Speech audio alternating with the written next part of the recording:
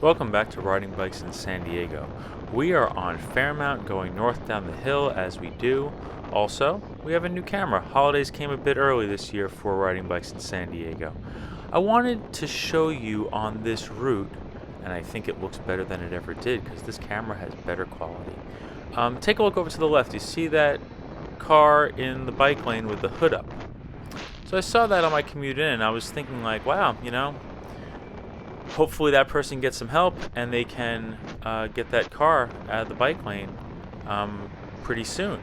Because I can't help but think that when we have unprotected bike lanes, what we have is space for drivers to store their cars without any trouble at all. They don't have to actually find a place to put the car. They can just block the space that other people are in.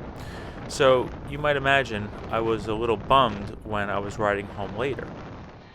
On the way home, when I was riding south up the hill, going significantly slower, I just have to get around this interchange at Aldine.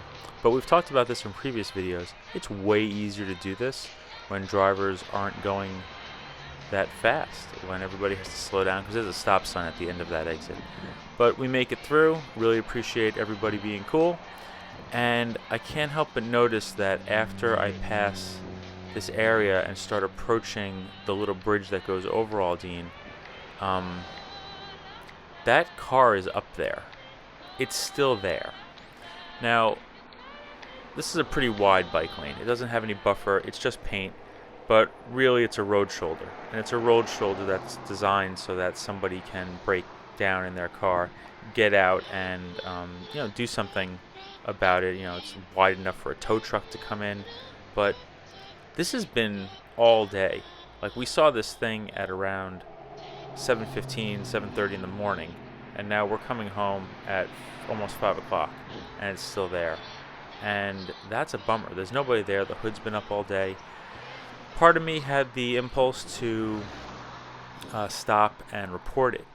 But, it doesn't feel very safe when the sun's going down. And this camera's pretty good with low light, so you might not have the real impression as to how dark it was getting, but there's no direct sunlight overhead. It's already over the ridge here.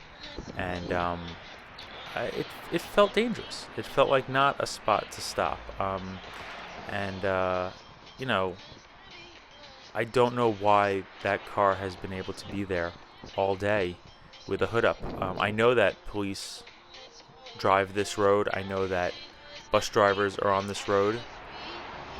There are municipal vehicles. I'm surprised that it wasn't reported and somehow dealt with. But we'll see. The reminder is that bike lanes are often used to store cars, and that's a problem. That's really the thrust of this whole thing. But looks like a car can just get abandoned in a lane for a whole day. And we'll see if it's there today. I'm about to take that ride in about an hour. And if it's still there, maybe I'll stop and report it on the downhill. So until then, we're just going to drive less and ride a bike. Thanks so much.